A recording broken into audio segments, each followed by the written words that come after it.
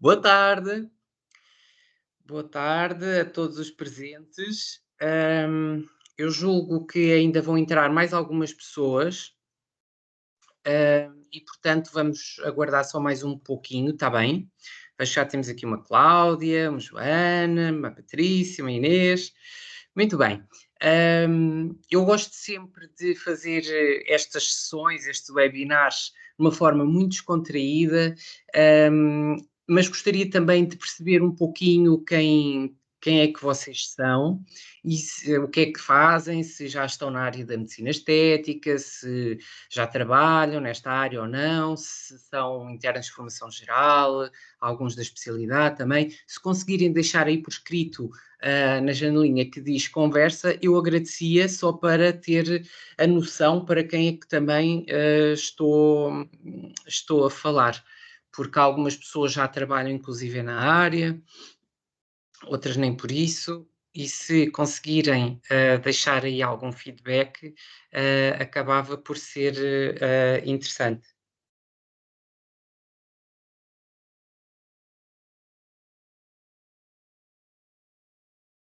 Vamos só esperar aqui só mais 2 minutos para começarmos então o nosso webinar sobre este assunto, está bem? Se conseguirem deixar então aí no chat alguma apresentação, só para eu perceber quem é que vocês são, agradecia. Já começamos a ter um número considerável de pessoas e, portanto, muito em breve vou dar início, está bem? O chat podem deixar. Ok. Agradecia também que me dissessem se me ouvem bem, se não ouvem, se têm todas as condições para iniciarmos isto, porque por vezes nós sabemos que as tecnologias são ótimas, mas também têm os seus quês.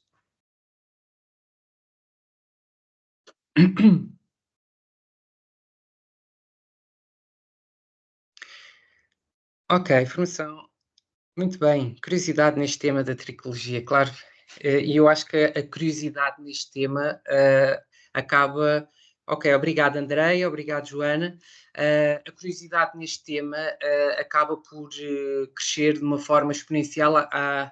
Olá Andreia, boa tarde. Acaba por crescer exponencialmente à medida que vamos explorando um bocadinho mais isto. Portanto, já temos aqui algumas pessoas, eu vou dar início a esta sessão então. Este webinar acaba por trazer como tema a história clínica e a exploração em tricologia. É um dos temas que também é explorado muito bem durante o mestrado, mas gostamos de levantar sempre um bocadinho do véu daquilo que vocês podem vir a aprender ou às pessoas que já estão a trabalhar nesta área, de terem mais algumas ferramentas para poderem trabalhar. Eu começo sempre, tal como começo as minhas consultas, por me apresentar. O meu nome é David Valverde, dedico-me à medicina estética, fiz estudos pós-graduados em medicina estética. Entretanto, comecei a interessar-me nesta área, porque via que a tricologia é uma área que traz muito sofrimento aos pacientes e que muitas pessoas, e vão já perceber isto durante a história clínica, na exploração, que nós podemos ter um papel em que mudamos completamente a vida das pessoas. E isto começou-me a interessar muito. Reparei que em Portugal havia uma lacuna a nível da formação para, para esta área e, portanto, acabei por alguns anos atrás descobrir este mestrado, mas fiz em Espanha esta própria formação que acabei depois por vir a coordenar em Portugal. Uh, É uma formação excelente que nos abre um leque imenso dentro da área da tricologia e do próprio transplante capilar. E, portanto, tenho todo o gosto em estar aqui convosco hoje para vos falar um bocadinho mais sobre esta área. Vou só passar aqui a ver se consigo. Vamos então, durante esta sessão, vou-vos fazer uma breve introdução, falar da história clínica propriamente dita, explicar como é que se deve fazer uma anamnese na tricologia, em que vamos reparar que é como outra anamnese ou outra história clínica que fazemos em medicina. Contudo, temos que estar muito mais alerta para algumas situações perante um problema capilar que algum paciente possa ter. Temos que ter muita atenção a antecedentes pessoais, familiares, a própria história social da pessoa. Vou-vos falar de um conceito que é do empoderamento do paciente e vão ver o quão importante na tricologia este empoderamento, e depois deixo aqui um breve espaço para dúvidas e conclusões que vocês possam ter e que queiram questionar. Começo por vos fazer uma questão. Vocês acham que esta área da tricologia é uma área clara ou não? É uma área em que nós chegamos e dizemos, este paciente, olhamos para ele, fazemos exame físico e dizemos claramente, este paciente tem uma alopecia androgenética ou tem uma alopecia cicatricial. Será que é bem assim? Eu continuo a dizer que é uma área que, embora os estudos tenham evoluído e cada vez estão a evoluir mais nos últimos anos, é uma área que está em constante mutação, o conhecimento vai variando ao longo do tempo e que nós temos que estar constantemente atualizados, tal e qual como outra área qualquer na medicina. Contudo, como é uma área que ainda existem já vários estudos, mas como está e há um interesse muito grande sobre o cabelo, por parte das pessoas, a ciência é obrigada quase que a evoluir constantemente e, portanto, têm sempre surgido novos tratamentos, novas abordagens. E para complicar aqui um bocadinho mais, é que existem muitas alopécias, existem diferentes tipos de alopécias, em que podem até apresentar uma clínica muito sugestiva, muito idêntica, mas por vezes chegamos e faz uma biópsia ao couro cabeludo e vemos que não tem nada a ver com aquilo que estávamos a pensar que seria, ok? Uma coisa que é importante percebermos é que as classificações das alopécias, existem várias maneiras de classificar as alopécias, mas nenhum tipo de classificação é totalmente perfeito. E, portanto, muitas vezes a classificação acaba por ser um mix que temos que fazer enquanto clínicos e que também é ensinado durante este mestrado. Só avançar aqui um bocadinho, que isto já percebi que volta e meia não quer virar a página. Ok. Quando nós trabalhamos em tricologia, vocês vão-se aperceber que somos diariamente confrontados com pacientes que têm uma queixa de queda de cabelo, mas há pacientes também que vão lá e dizem só, olha, eu quero melhorar o aspecto do meu cabelo. E digo isto desta forma, logo inicial, porquê? Porque nós temos que saber a patologia, digamos assim, que pode estar envolvida, mas também somos obrigados a saber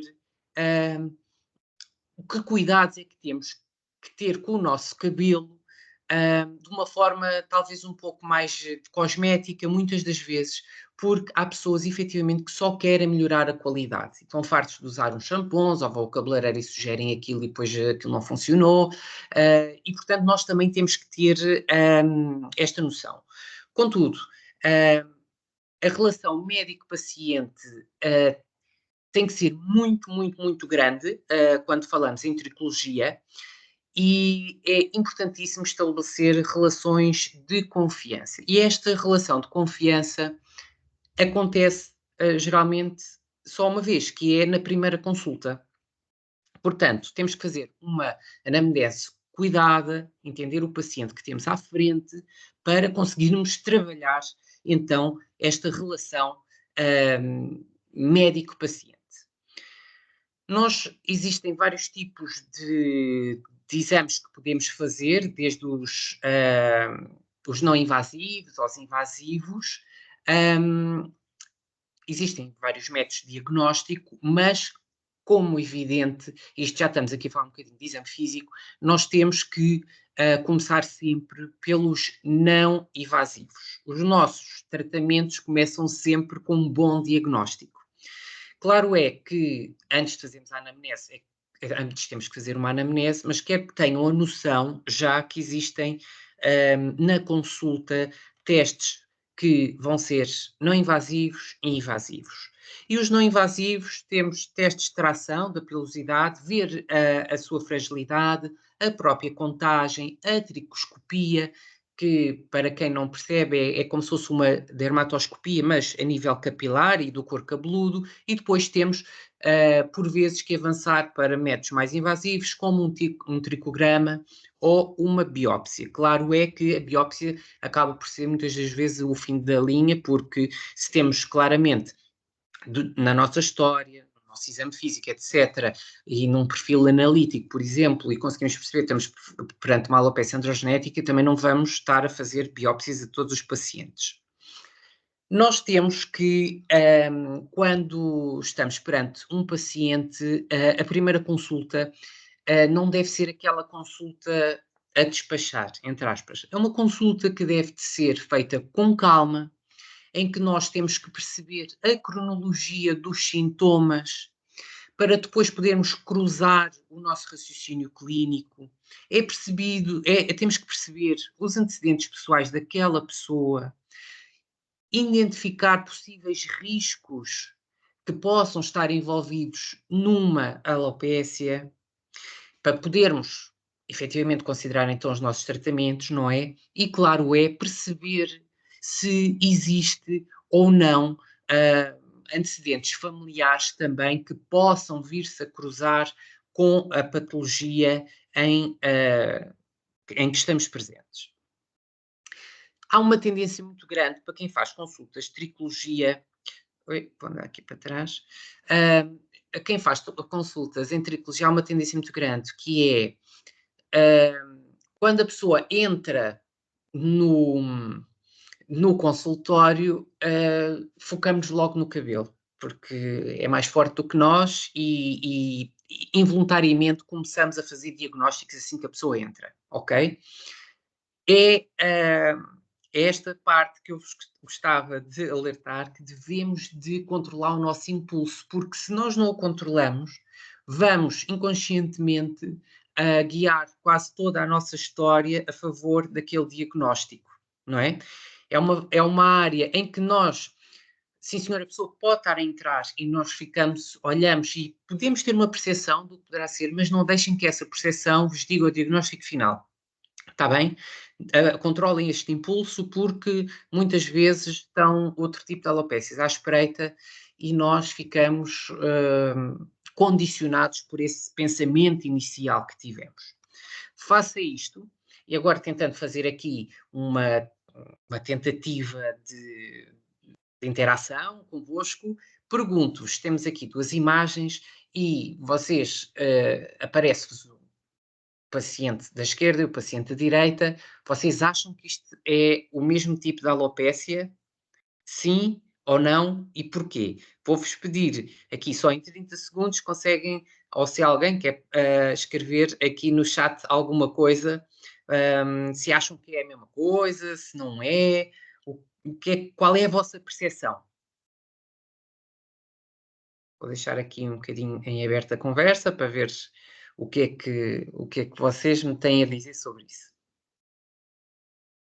Para se tornar isto aqui um bocadinho mais dinâmico também, não é? Ok, vejo que a Joana está aqui a escrever qualquer coisa. Não tenham vergonha de escrever o que quer que seja, só, mesmo que não digam o porquê, digam se acham que é a mesma coisa, se não acham, que é para vos aguçar aqui um bocadinho o gosto também por esta área. Um bocadinho que a Joana está aqui a escrever e, portanto, vamos ver. Penso que sim senhor, uma alopecia androgenética, A Joana, vejo que já percebe disto, ainda vai perceber muito mais no futuro. Porque efetivamente existem padrões que nós olhamos e parece-nos que, não é? E agora pergunto eu, parece uma alopecia androgenética, mas pergunto também, poderia ser um eflúvio crónico, por exemplo? Joana, o 2, uma alopecia areata. Sim, senhor, temos ali uns bordes bem delimitados. Seria o suficiente olharmos só com o olhar e dizer isto é uma alopecia areata? Estou-vos a deixar aqui algumas questões para vocês irem pensando um bocadinho sobre este assunto que começa a levantar aqui algumas questões, não é? A Mónica vejo que também. A Mónica também identifica então uma androgenética e uma areata, ok? E só esperar aqui. A dermatoscopia será útil para perceber se a alopecia é cicatricial ou não. E agora pergunto eu, será que uma alopécia androgenética com muitos anos tem a capacidade de provocar um tecido cicatricial? Sim ou não? Deixo-vos com esta questão e vamos avançar aqui. Temos então aqui mais umas fotos. E aqui, parece-vos a mesma coisa? Será tudo o mesmo? Esta, a da esquerda, vamos nos focar um bocadinho na esquerda. Será que este couro cabeludo tem o mesmo aspecto de um couro cabeludo saudável? Já repararam, por exemplo, na sobrancelha da senhora? Será que tem alguma coisa a relacionar com este tipo de alopécia? Deixa-nos aqui nas dúvidas, não é? Portanto, quem tem mais prática consegue perceber mais ou menos aquilo que se está a passar, quem não tem, começa logo aqui a fazer algumas questões mais pertinentes, não é? É bom que tenham a noção que existem, então, alopécias que são não cicatriciais e aquelas que são cicatriciais. O próprio nome está aqui a dizer tudo, não é? A capacidade de pôr um tecido cicatricial ou não.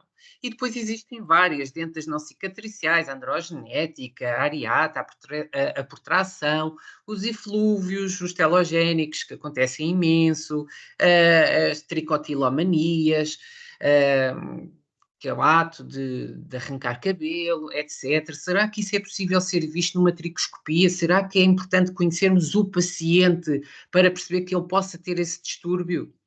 E as alopécias cicatriciais, então, desde um lúpus eritematoso, um líquen plano pilar, uma alopécia frontal fibrosante, ou seja, como veem, há aqui uma panóplia de alopécias que podemos ter e que precisam de ser investigadas muito bem.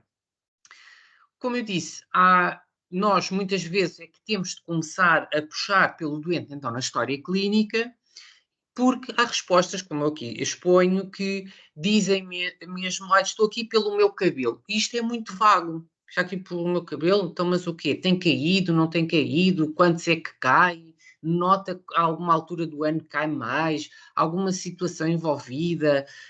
Um, ou seja, nós, à medida que vamos perguntando, vamos também fazendo o nosso diagnóstico diferencial para tentar perceber, vamos observando o cabelo também e vamos então descascando aqui um bocadinho a história e perceber que tipo de problema é que poderá estar aqui envolvido. Depois, é importante fazermos perguntas porque são elas que nos vão guiar. E nós temos que ter e perceber se aquelas perguntas que eu referi há pouco fazem todo sentido, mas está a perder cabelo? Quanto cabelo?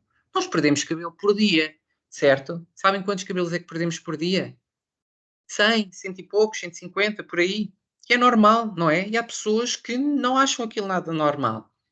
Será que só perdeu a densidade? Será que a pessoa já tem uma idade mais avançada e estamos perante um processo de senescência do cabelo? Sim, porque o cabelo também envelhece, não é? Portanto, nós temos que orientar o nosso raciocínio, mas também temos que orientar depois o nosso próprio exame clínico e, uh, exames de diagnóstico, possamos querer, ou seja, isto é tudo um comboio que vai em andamento e nós temos que saber as carruagens que devemos de passar para que o comboio vá direitinho, não é? Pronto. Uma coisa que é importante perceber também, essa queda foi abrupta, de repente começou a cair, a cair, a cair, se foi uma coisa gradual, a nível temporal muito importante, se tem vindo a ser nos últimos anos, se foi, vamos imaginar, depois de uma gravidez, nos meses a seguir a uma gravidez. E depois temos que ter uma coisa muito importante em mente, que é o nosso paciente muitas vezes só dá conta que o cabelo está a cair quando ele já está num estado muito avançado. Isso às vezes é mau para nós, porque já pode vir num estadio muito, muito avançado, não é? E vocês têm que ter a noção de perguntar isto ao paciente: houve alguma mudança que o traga à consulta agora? Porquê o agora? Isso é importante. Há algum trigger que o fez vir agora à nossa consulta? Isto é super importante, porque traçar uma timeline acaba por ser o nosso fio condutor, não é? Uh, é? Temos que ter aqui algumas noções, porque se às vezes até estamos perante uma situação que é benigna, noutras vezes podemos ter por exemplo, uma alopecia androgenética grave, podemos ter um problema hormonal grave por trás e que tem uma evolução muito grande e muito rápida e se nós olharmos e dizemos, tem uma alopecia androgenética, mas porquê? Isto tem vindo a ocorrer, sempre foi assim, ou foi de repente, foi num espaço de semanas, meses que isto começou a acontecer. E nós somos médicos e temos que ter em atenção outras patologias que podem estar por trás, está bem? Daí que seja muito importante associar depois ao nosso raciocínio o pedido, por exemplo, de um perfil analítico para que possamos avaliar como deve de ser os nossos pacientes. Como eu vos referi, muitas vezes as pessoas, quando se dirigem a nós, já tiveram uma queda de cabelo acentuada e geralmente, falando em números, uma pessoa com alopecia androgenética, por exemplo, um senhor que está a ficar careca, já perdeu, quando se dirige a nós, já perdeu cerca de 50% da densidade do seu cabelo, ok? Foi um processo que foi muito alargado. Eu costumo dar sempre o meu exemplo, muito antes de eu ser médico, eu fiquei calvo muito jovem e quando eu me comecei a perceber, eu já tinha uma calvície de tal maneira instalada que não havia solução e assumi e não tenho problema nenhum com isso, não é? Mas há pessoas que sofrem muito com isto portanto, quanto mais precoce for a nossa atuação, melhor será o desenvolvimento depois da questão que pode estar por trás. Como eu vos falei,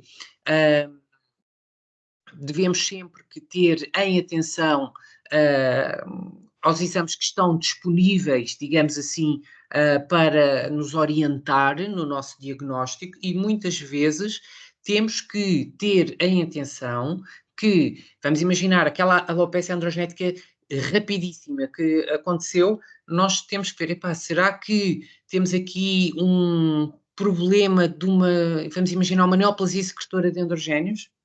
Será que estamos perante isto? Ou será que é apenas uma situação da alopecia androgenética mais comum, digamos assim?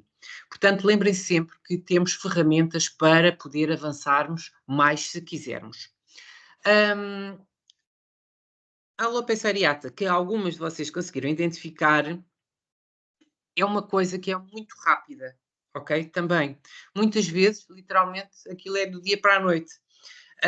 Portanto, nunca se esqueçam deste timeline de perguntar na história clínica, porque é ele próprio que vos vai orientar no diagnóstico. E aqui o timeline poderá ser muito importante na alopecia areata difusa, que também vocês, quem for nosso aluno, vai acabar por estudar e descobrir isto.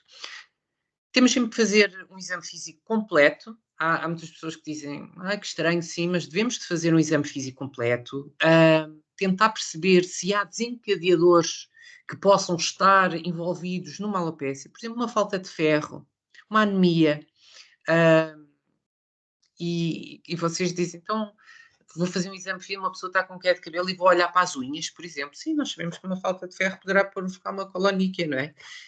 Portanto, temos que estar em atenção. Uma coisa muito importante na história clínica também é a medicação que o paciente está a tomar, porque a medicação, se vocês forem ver nas bulas, quase todas podem provocar queda de cabelo. Há um grande enfoque na medicação psiquiátrica e sobre psiquiatria vamos dar aqui um cheirinho também. E, portanto, vejam que medicação é que a pessoa está a tomar e é importante, mais uma vez, estabelecermos temporalmente a toma de um medicamento com uma possível queda ou não, não é? A pessoa, vamos imaginar, começou a tomar um medicamento, começou a cair cabelo, há uma causa e efeito, não é? Uma relação direta. Mas, se a pessoa sempre fez aquele medicamento e muito antes disso até já lhe caía cabelo, então podemos ter aqui outro tipo de raciocínio, não é? Isto acaba por ser um bocadinho controverso porque nós sabemos que existem medicações que fazem cair o cabelo, mas depois acaba por ser um efeito adverso, não é? Mas nós não sabemos muitas das vezes, e daí que se torna o desafio, e vão ver que a tricologia torna-se um desafio por causa disto, é que não sabemos, será que isto foi da medicação ou é da patologia? Não é? E, portanto, isto acaba por ser complicado se não tivermos aquilo que eu vos falei da timeline. Trago-vos aqui para terem uma noção de alguns medicamentos que podem provocar queda de cabelo e vão ver que aqui tem imensas classes, aqui desde AINES, antidepressivos, a sertralina, que agora acho que não há quase paciente que não a tome, antiarrítmicos, antipsoriáticos, diuréticos, etc., que podem provocar queda de cabelo e, portanto, convém vocês terem a noção do grupo que pode estar aqui envolvido. Okay? Temos que ter então esta noção, perceber o perfil de saúde do nosso paciente e ter a noção que quando falamos em cabelo, nós temos que também olhar muito para a saúde do couro cabeludo, assim como da pele, porque muitas vezes estamos perante uma dermatite seborreica, uma psoríase, etc., que é um estado inflamatório tal que pode provocar a queda de cabelo, não é? No couro cabeludo. Vamos imaginar aquelas pessoas que têm uma dermatite seborreica em que um couro cabeludo está constantemente inflamado, faz cair o cabelo. O mesmo acontece com a psoríase, não é? E, portanto, nós temos que ter aqui um bocadinho também a noção que é uma pele com tal e qual como o resto do nosso corpo, com algumas características específicas, é verdade, mas nunca nos podemos esquecer também da vitalidade do nosso couro cabeludo, está bem? Porque ele é como se fosse o terreno, digamos assim, de onde estão os nossos folículos. É importantíssimo também perguntar situações de cirurgia, testes médicos, fases da vida em questão, hospitalizações, ou se tiveram algum evento particularmente estressante nos últimos 6 meses. É muito importante porque não pensem sempre que o que vos vai chegar, embora seja o grosso das vossas consultas à alopecia androgenética, não pensem que serão sempre alopécias androgenéticas e, portanto, nós temos que ver se ao máximo, exaustivamente, perceber se houve aqui algum trigger que fizesse despoltar ou não ali alguma situação. Stress é o nosso pior inimigo nos dias de hoje, faz mal basicamente a tudo, mas eu digo sempre, o stress é dos piores inimigos do cabelo, está bem? Portanto, muitas vezes, passando esse trigger de stress, o eflúvio acaba por ter resolução espontânea. Vamos, por exemplo, ver uma alopecia areata, embora haja ali uma componente que também seja genética, muitas vezes vocês vão perceber que há ali um fator desencadeante, tipo um divórcio, uma morte do ente querido, há sempre ali qualquer coisa que poderá estar escondida, está bem? Depois, há aqui outras coisas que eu gostava de vos falar para terem a noção durante a vossa história clínica. Os vossos pacientes, quando chegam até vocês, numa consulta de tricologia, são pessoas que, primeiro, já muito provavelmente correram muitos médicos. Segundo, já experimentaram tudo e mais algum tipo de medicamentos, soluções, etc., para a queda do cabelo. Já gastaram rios de dinheiro em procedimentos e, portanto, vão muito desconfiados. Vão muito desconfiados, muitos querem resolver a situação, mas outros vão naquela, olha, deixa lá tentar mais uma vez. E é importantíssimo, quando dizem assim, eu já fui a X médicos e não, nenhum me resolveu. Descasquem isto na vossa história clínica.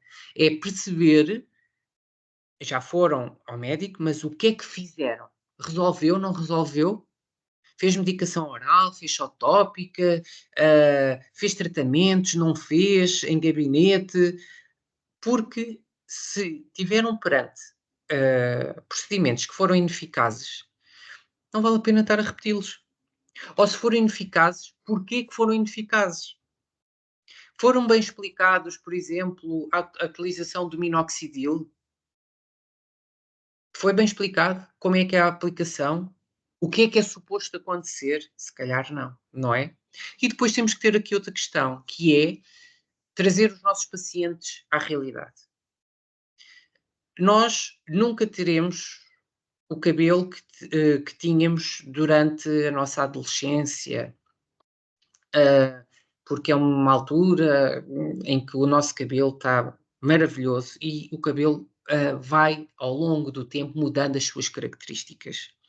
Portanto, nós temos que, primeiro, trazer o paciente à terra e explicar-lhe efetivamente aquilo que estamos a fazer, o porquê, explicar o que é que ele pode esperar dos tratamentos que são oferecidos e não prometer nada que seja impossível de alcançar. Lembram-se de eu vos ter dito há pouco que a psiquiatria era um tema que íamos roçar aqui um bocadinho.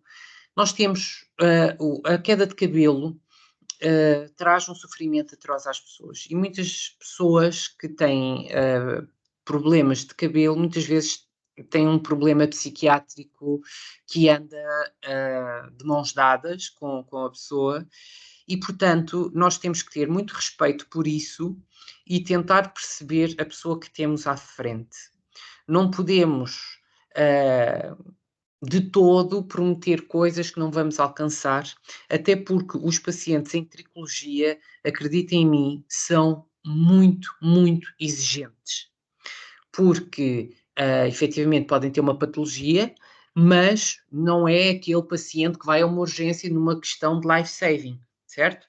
E, portanto, a pessoa vai a uma consulta, está a pagar por essa consulta, vai exigir resultados. E se vocês não tiverem, durante esta exploração da história clínica, esta abertura franca com os vossos pacientes, não vão conseguir agarrar e vão perdê-lo e vão entrar, esse paciente vai entrar mais numa espiral descendente outra vez com o seu problema.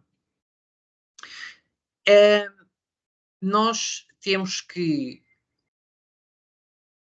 como eu disse, estabelecer uma relação muito empática, perceber então o que é que o paciente já fez, o que é que não fez.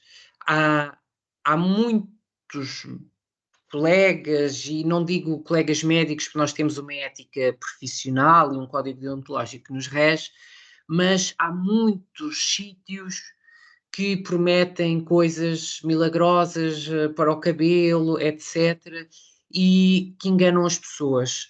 Todos os meus alunos, uma coisa podem ter certeza, é que ficam com a ética e a deontologia muito bem vincada na sua prática clínica e gostava, se vocês nos vierem juntar a nós nesse mestrado, que assim o fizessem também, porque estamos a falar com com pacientes que podem estar com sofrimento atroz, como eu já vos referi. Importante também na história clínica, já vos disse que a história familiar acaba por ser muito importante, porque existem alguns tipos de patologia, como a androgenética, a areata, as próprias patologias do couro cabeludo, a alopecia frontal fibrosante, que tem sido agora mais recentemente descrita como há uma associação familiar. Daí que explorem esta condição também, porque acaba por ser muito importante. E digo isto porque, por exemplo, uma alopecia areata, muitas vezes, areata não, peço desculpa, androgenética, muitas vezes ocorre numa relação familiar, e é engraçado que o próprio padrão, como ocorre, muitas vezes também é muito idêntico ao familiar. Depois, existem escalas de classificação que vocês aprenderão a conhecer melhor, que temos aqui a escala de Nordhood, Hamilton e a de Ludwig para as senhoras e a primeira para os senhores, e é importante que vocês mostrem estas escalas ao vosso paciente, que identifiquem o estadio em que ele está, para que envolvam o vosso paciente diretamente, para que eles consigam perceber efetivamente qual é, digamos assim, a nível temporal, o grau de desenvolvimento da sua alopécia. E isto acaba por ser muito importante, por exemplo, em pacientes jovens, em que muitos de vocês, se calhar, até vão trabalhar com transplantes capilares, e a pergunta é: temos um jovem, aqui este exemplo, um jovem com 25 anos de idade que vem com uma alopecia androgenética, que não está ainda muito avançada, nota umas entradas. Temos aqui um grau 2, alopecia Hamilton, grau 2. Vou andar para trás para vocês verem. Temos aqui as entradas, então, chamadas entradas, a começarem a crescer, e é uma preocupação para o jovem que tem 25 anos. Imaginam que vocês não tinham feito história clínica nenhuma e estão numa clínica em que vos vendem um transplante capilar e dizem: sim senhor, vamos avançar, porque efetivamente até tem ali uma queda de cabelo e tal, e vamos avançar. Vocês, enquanto médicos, acham que está na altura certa para transplantar um paciente? Será que, vamos ver, ele diz-nos também que o pai tem 50 anos e tem uma alopecia grau 7, seja completamente calvo. Nós temos que ver que há aqui algum padrão que pode vir a ser muito idêntico. Portanto, se calhar temos que tentar, de alguma forma, aguentar aquele cabelo que geneticamente está propenso até a cair, mas se calhar não vamos transplantar muito jovem, porque não faz sentido, não é? Porque quando vamos transplantar, fazemos um trabalho completo.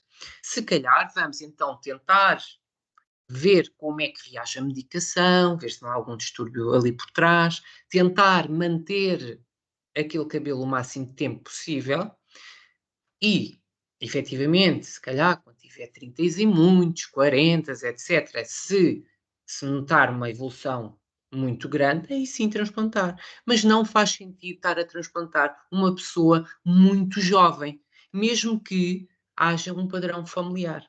Está bem? Isto, acreditem no que eu vos digo, a sinceridade, a honestidade vai-vos fazer estabelecer relação de confiança com o vosso paciente. E vão ver que as relações com os vossos pacientes têm que ser muito grandes para que consigam ter sucesso nesta área. Como eu vos falei, a psicologia é muito importante nesta área. Como já vos referi também, então aquele ciclo vicioso de: ai, estou mais deprimido, cai cabelo. Depois fico melhor, deixa de cair cabelo. Depois vou abaixo outra vez, ou seja, isto é aquela pescadinha de rabo na boca, não é? E, portanto, nós temos que compreender muito bem o paciente que temos à frente. Ah, Muitas vezes os pacientes vêm não por eles, porque não se importam da patologia, mas porque a nível social acabam por ser, e até a nível familiar, acabam por ser pressionados a fazer procedimentos, e cabe-nos a nós por vezes, a partir do nosso diagnóstico, pôr travões nessa espiral que muitas vezes é descendente, está bem? Portanto, mantermos firmes no diagnóstico, mas nunca esquecer do princípio de empatia, solidariedade com o nosso paciente, está bem? Depois, quando eu vos referi que íamos dar aqui um cheirinho do empoderamento do paciente, é uma coisa que está muito em ascensão, não só na tricologia, mas em toda a medicina, e acaba por ser muito, muito importante, porque cabe-vos a vocês, enquanto médicos, trazer as evidências científicas para a frente do paciente. Mas é ele que decide, não é ele que, não são vocês que vão dizer, não, você vai fazer um transplante, não, você vai fazer esta medicação, porque um paciente acaba por estar numa situação de maior fragilidade quando está numa consulta e muitas vezes sem pensar acaba por, eu faço o que você quiser. Não, não é o que eu quero, é o que nós queremos, está bem? Portanto, empoderem os vossos pacientes, envolvam-os nas escolhas e responsabilizem-no também pelas escolhas que fazem. Vamos imaginar, vocês também vão aprender isto, o ciclo capilar, as fases, as diferentes fases, anásgena, catágena, telógena, vão aprender isto durante o mestrado. Mas quem tem que ter muito presente este ciclo capilar é o vosso paciente. Porque, por exemplo, o minoxidil, numa fase inicial, faz cair cabelo. Então, e a gente diz assim, epá, então mas eu estou a fazer tratamentos para que o cabelo não me caia e está-me a cair cabelo. Se vocês não explicarem este ciclo capilar, a função do minoxidil, o princípio da ação, etc., vocês vão ter um paciente que vai desistir e vai falar mal de vocês, ok? Portanto, empoderem o vosso paciente, porque quanto mais empoderado ele estiver, maiores resultados vão ter. Está bem? Isto é um conselho que eu vos dou para a vossa prática do dia a dia. Lembrem-se sempre também que uh, não, não sei se está aqui algum dermatologista ou não, nós somos médicos de medicina estética, mas também temos as nossas limitações. Nós não somos dermatologistas. A tricologia pura e dura é uma sub-área, digamos assim, dentro da especialidade de dermatologia. Contudo, há uma grande lacuna porque há muita gente a queixar-se de cabelo que não sabe onde recorrer. E nós, dentro da medicina estética, podemos atuar, porque acaba por ser também tratamentos, a parte de nível de clínica geral, que nós temos que saber, e, portanto, lembrem sempre que nós temos muita autonomia, mas também temos as nossas limitações. E se vocês desconfiam de alguma patologia que seja de um foro mais cicatricial, que tem algum problema ali por trás envolvido, um lúpus, etc., temos que derivar para o colega que é especialista. E não tenham problemas nenhuns com isso.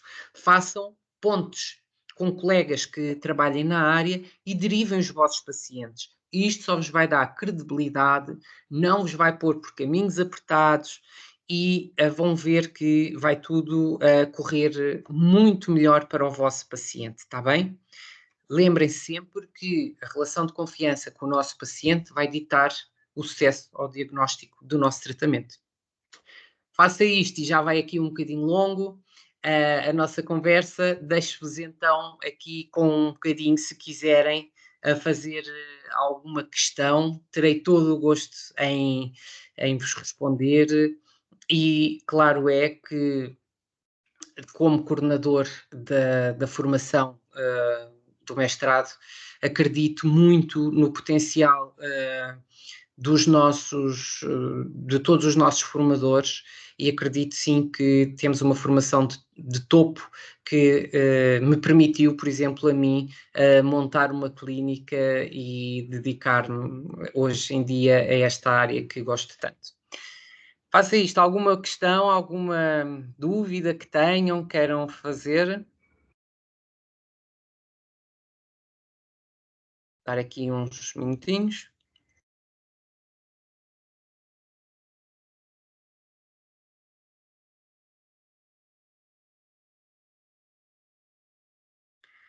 como vejo que não há ninguém a escrever e estão a começar a sair, resta-me agradecer a vossa presença. Ah, a Joana parece que está a escrever qualquer coisa. Vou aguardar então.